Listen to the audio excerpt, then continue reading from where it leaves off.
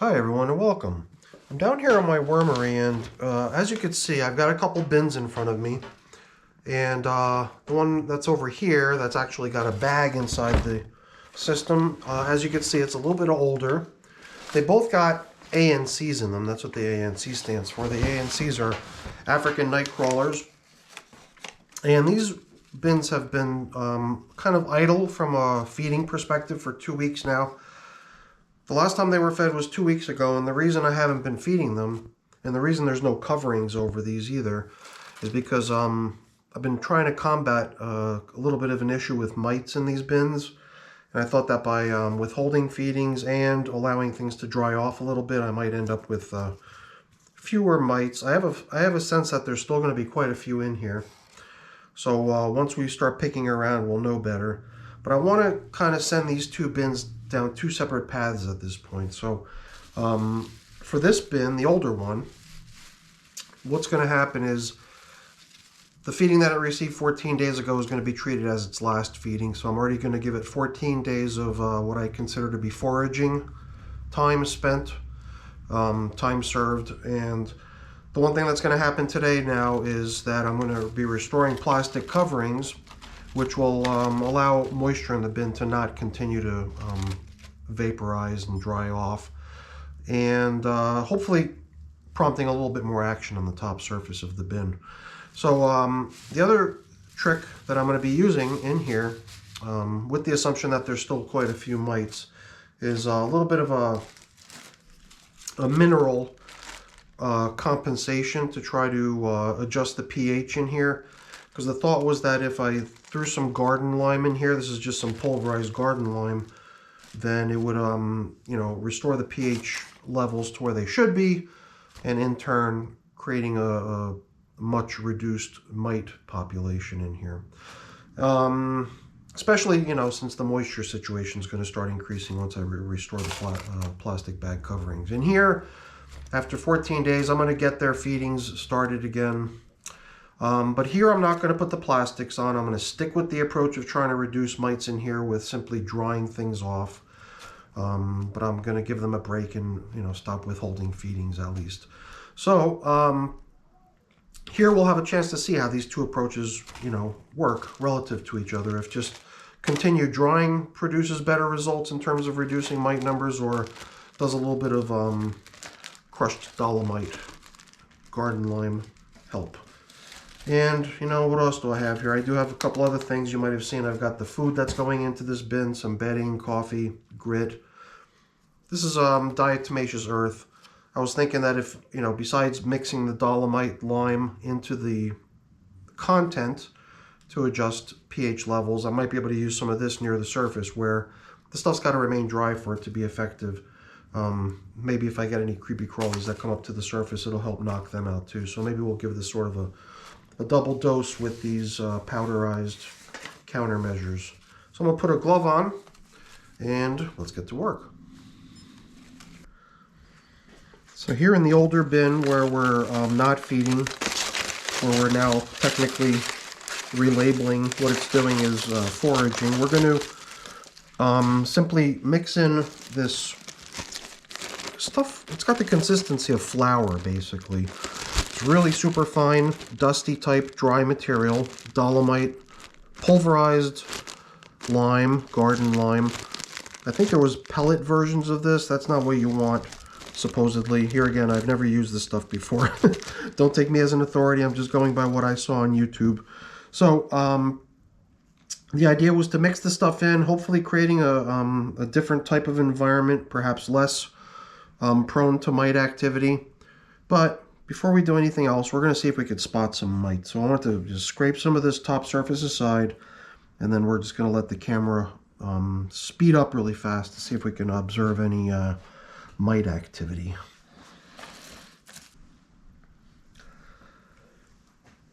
Well, I'm pretty sure a good number of what we're seeing here are mites from the movement. I was just staring, kind of waiting for the worms to dissipate, and there's one or two still here within view, I think, but for the most part they've dissipated? No, maybe dispersed. They've disbanded. And besides, you know, mites and worms, I was just seeing cocoons all over the place, you know, like a cocoon here, a cocoon there, 3 of them right there next to each other. I'm not sure if the camera's able to pick any of it up, but it's just kind of cool that how I scraped some stuff aside here just immediately gave me a view of, you know, a whole bunch of cocoons all over the place in this bin. That's definitely a good sign. So, like I said, this lime is just going to get mixed in, and I think that what I've got here is probably an amount that's more than enough for twice as much material here. So I'm only going to probably see if I can spill out half of what's in this plastic baggie here. I think I had about 2/3 of a cup in here all total. I had like a 1/3 cup spoon from the kitchen that I measured off 2 scoops worth.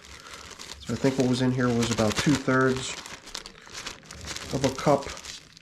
So I think we got about half there. I don't know how much is needed. I think somebody made a comment suggesting half a cup or something like that, so they probably envisioned a somewhat larger container. If anybody has any input in terms of what I'm doing here, I'd love to hear it. Ideally, people who've done this before. So I guess the next thing is going to be to see if I can get this stuff all mixed in pretty evenly. I'm just wondering if some of these really obvious large chunks that are definitely not going to get broken down, if this bin is actually, you know, steering towards harvest, might be realistic to just pull these out and position them in with the feeding when we feed the other bin. So let's see what else I can pull out of here, which could be a distraction to keep the worms from focusing on foraging the remainder of this bin. I guess what I'm doing here is something I'll probably end up doing a couple times over the course of the next few weeks while this bin is in this foraging stage. And if you don't know what that is, then, you know, it's kind of what the name implies. It's just that no food is being applied to the bin, no fresh food. But, you know, you could tell there's leftovers in here all over the place. There's a tomato. So there's got to be all kinds of leftover foods in this bin, all kinds of leftover bedding, all stuff that the worms can certainly make use of as far as a meal. This is a banana stem. Here and there, I guess, if I bump into anything that's a little bit larger, I'm just going to pull it out, let the worms really focus their energy on all the really minute bits of stuff that's in here. And it looks like the lime is making its way out into all reaches of the bin as I stir over in this general direction.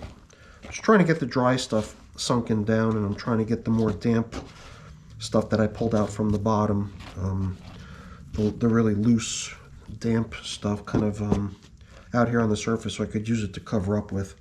This stuff on the surface is all just dry and clumpy, so I'd like for that stuff to be down low where it could pick up some moisture from the surrounding materials.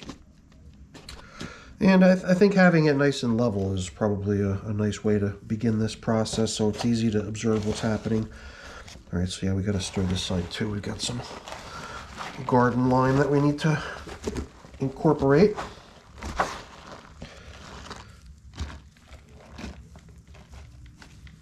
Okay, here and there I am sensing like the stem of something, some sort of a vegetables stem, I believe. Another fairly good size food particle that I'd rather see continue its breakdown in a different bin at this point. Definitely want to focus the attention of these worms on all the small, tiny stuff that's scattered throughout the bin. And over time, I'll come in here and, you know, a few times to see if I can reduce the amount of stuff in here that needs more time. But the nice thing is going to be that we're going back to having moisture across the top. So it's not going to be kind of a no man's land out on the top surface anymore.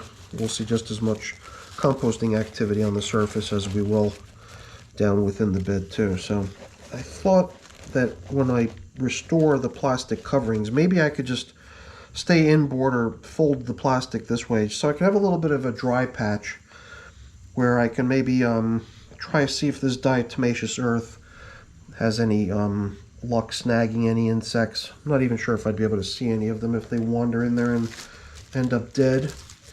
But whatever, I figured I had this stuff handy. Let's lay some of it out and see what we see. So, next time we're in this bin, I'm going to have to assume that these 2 pieces of paper are going to be nice and damp. Nice and cozy spot for the worms to hang out in. Because this plastic's not going to permit any further evaporation to happen out of this bin.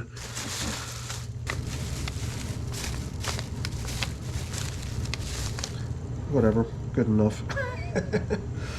Okay, so on to the feeding. This is what we've got for the other bin. All these yummy frozen veggies combined with all these previous feedings makes for a pretty good amount of food, not to mention all the other things that they're getting. So here in the younger bin, this is a piece of paper that had previously kind of been the landing pad for the moisture when there was plastic coverings, but now I just use it to cover the whole thing in such a way that it does allow for ongoing drying. This one we're not putting the plastic back on, so we will put that piece of paper back on, maybe just one other sheet of paper on top of that, just to not allow for so much moisture loss at this point. I think that the moisture reduction is helping a lot in terms of getting the number of mites down. Although I bet you we pick down into this a little bit, we'll probably see a few. I was in these 2 bins the other night with my macro lens on my DSLR camera. That's just the up-close filter that I have for the camera. Lets me get really, really close up, you know, so I can take photographs where the entire frame is filled with just some stuff that would fit on half of your palm. And I was filming these food bits in this container, showing how, you know, the little white specks that you see on there are actually moving. They're not grit, you know, they're not just little chunks of pulverized eggshell like my grit, although it looks very similar to it in size. It's just a bunch of mites cruising around. There's mites in here for sure, but not like I had a couple weeks ago. I mean, now as I get down into more damp material, I could see even more of them. So they're definitely in here enjoying things. But here, I thought that I thought that I'd like to just try to see how things would go if you didn't add the garden lime. Would it be possible to reduce the number of mites in here just by letting things dry off? I'm so tempted. The stuff is sitting right there in the bag next to me. And I see so many mites as I turn things up over here in the feeding area. It just seems to me like I should really do it. I was going to use this as an opportunity to do like a comparison to see how mite numbers drop in this bin, but it's unfair. You know, as soon as I put in all this other stuff, it's just going to create more and more moisture and favorable conditions for the mites to be in. So I'm just starting to think that maybe we just give this bin the same treatment. I don't know. What do we do? What do we do? It is tempting just to try to get this stuff really down low where it's pretty much for the worms only, but being down low doesn't seem to make it exempt from mite activity. Even stuff down at the very bottom appears to have just as many mites crawling around in it as up top, so burying it down low is not much of an option, I don't think.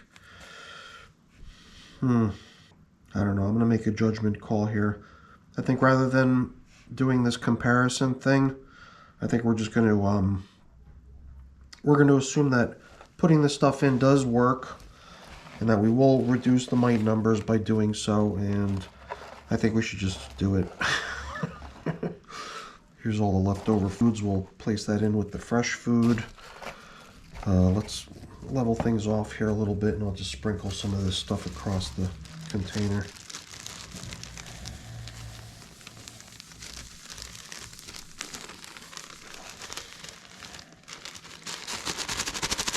Boy, oh boy, I sure hope this stuff works the way it's supposed to. I'd feel bad if it had some sort of a detrimental effect on the poor worms, but I got the impression that it's not going to affect them whatsoever. It'll help stabilize the pH in the bin, make it less of a favorable environment for the mites to be in, and the worms will just keep going about their business. At least that's the way I'm envisioning it. Sure hope I'm not making a mistake. I feel like I'm making like a brownie mix or something here. I'm gonna get all this dry stuff sunken down low. Make sure we mix in all of this garden lime before leveling things off.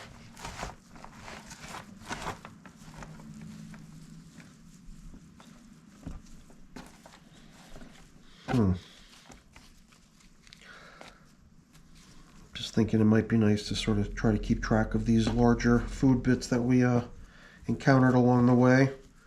But other than this banana stem, avocado seed, and mango shell husk, I didn't really have luck finding any other pieces like that, which is fine. Leave it mixed in with the rest of the environment. So now that I'm not really using dryness to combat the mites anymore, at this point I've switched over to trying to use the pH leveling approach. Maybe I could put a plastic covering on here too and let things get back to normal. I don't know if I'm kind of shooting myself in the foot or getting my hopes up, you know, a little bit too prematurely or something, but I'm really kind of hoping that this is in fact the silver bullet, and that the next time we come in here we're not going to see any mites. I mean, it wouldn't be a problem to see a few here and there, but I'd really like to see not as many. When I just poke around and I see little white flakes everywhere within the bin, knowing that they're all mites, I'd rather see their numbers greatly reduced right away if possible. And since this is the first feeding in 2 weeks, let's make it really nice for them. I brought along a whole bunch of fresh bedding, which we could lay down a little bit of and maybe dampen for them.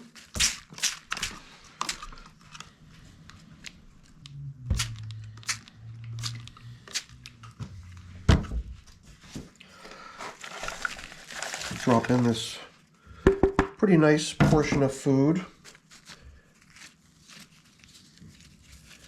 I think they're going to appreciate this after all this time. It's a pretty nice assortment of different types of kitchen scraps and whatnot. So we're just going to go the extra mile here and give them a nice treat with grit, even a coffee for after dinner. Not going to go crazy though with the coffee. I think this is more than enough of a feeding. I'm going to want to save a little bit here to cover up with and level things off. Here's another piece of mango seed. And I think we just finally found some of those larger bits we had earlier. Okay, very nice.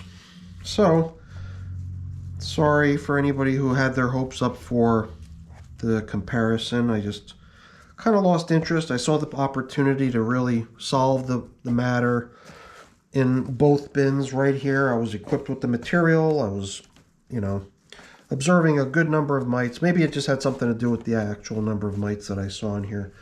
Maybe they were a little bit more than I was expecting or hoping. So I think that I did the right thing. If it is a potential resolution to the matter, then I don't see a problem with using it and hoping for the best. So we'll put everything back almost the way we found it. But guess what? We're giving them a piece of plastic too. This is just one of those little contraptions I made where I combined the cardboard covering along with the plastic bag that I like to cover up with. So you can see this one's been used before. And I think it should fit. Yeah, it's almost as if it was made to order. All right, everyone. So that's where we stand with my so-called African night crawlers. That's a whole other story. I didn't even mention that here, but maybe some other time. All right, everyone. Hopefully you enjoyed the video. If you did, then please, as always, remember to leave me a thumbs up. It's always really appreciated. And also consider subscribing to the channel, too, if you haven't done so already. That's really appreciated as well. All right, everyone. Have a great day. Thanks so much for watching. Bye.